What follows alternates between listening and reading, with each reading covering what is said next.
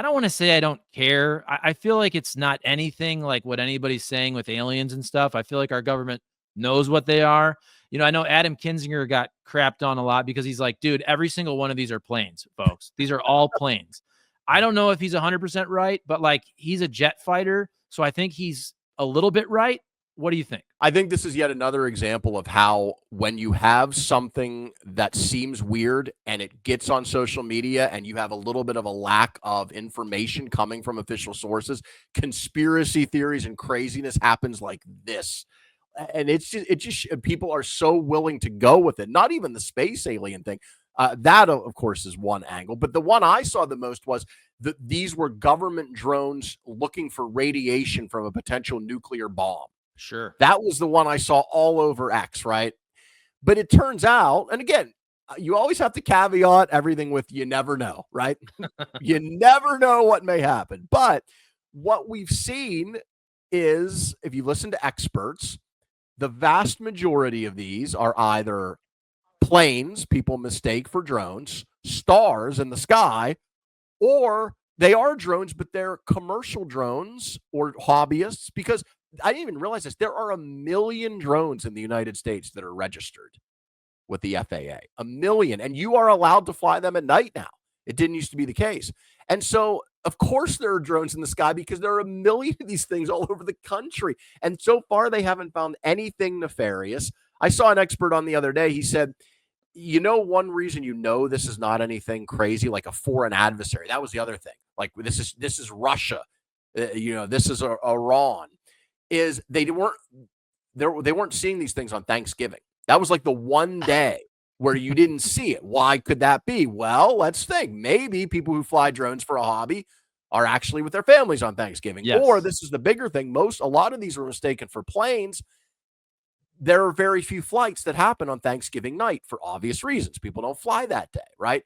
So it's not like Iran with their, American spying operation decided they would just eat turkey and take Thanksgiving Day off. So I think what this shows you is it's probably nothing, again, with the caveat of you never know. But when government or official sources don't give you information quickly, or sometimes even when they do, conspiracy theories and misinformation, man, in the world we live in, they just run wild. Right away. There's no gap anymore. It doesn't take much, and people just start, imagining that we're being invaded or that there's nuclear bombs that we're looking for somewhere on the East Coast. I am sure some are legitimate experimental drones, right? But here's my point on this, and I've brought this up before, and I had to bring up Joe Rogan for this because this is true. In my opinion, the reason this gets so much play is money. People make so much money in the content realm off of talking about aliens, man. And I never realized this until I was watching the Tucker Carlson Joe Rogan interview. I think it was earlier this year. And it randomly started off talking about aliens. And I start to think, I'm like, was that by design that they started that way? And I think it was. And then I look up the most popular Joe Rogan episode ever 5 years ago, Bob Lazar and Jeremy Corbell. Bob Lazar is that guy that always talks about aliens.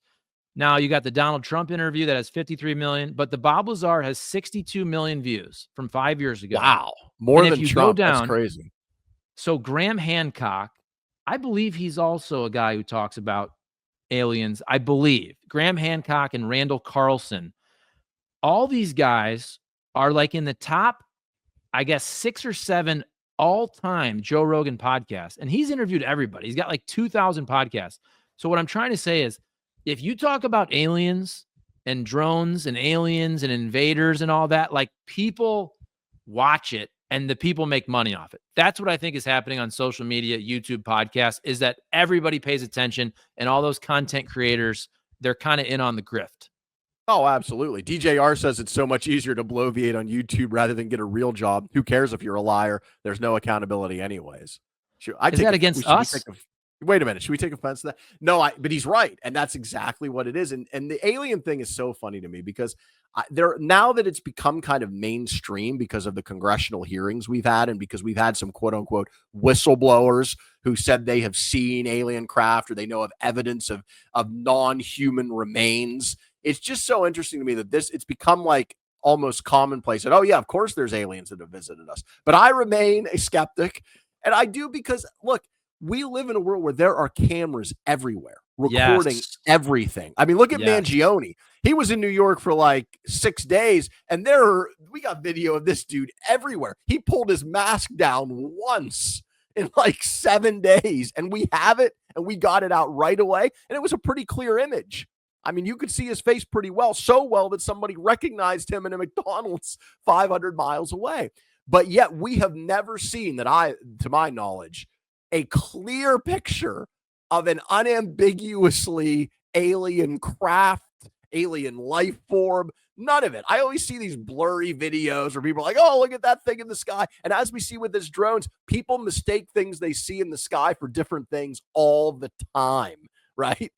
I mean, that's part of this drone thing is airplanes at night flying in a certain direction, especially near the water, look like to your naked eye that they're not moving. But in fact, they're going 400 or 500 miles an hour. But to you, they look like they're not moving because our eyes play tricks on us. And I think that's what's happening with this alien stuff. I'm not saying there isn't. I do believe there is intelligent life somewhere in our universe. I mean, our universe is just so vast. I think there are more stars and planets. I heard this the other day than there are grains of sand in Earth. So yeah, is there some form of life somewhere? I'll buy that. Do I think it has visited the United States? Probably not. Do I think the government has like an alien body in like Area 51 in a tank of water? You know, some guy with like a big head, like, you know, a green skull, like this is Independence Day with Will Smith. No, I really do not think so. I'm going to need to see some proof on that.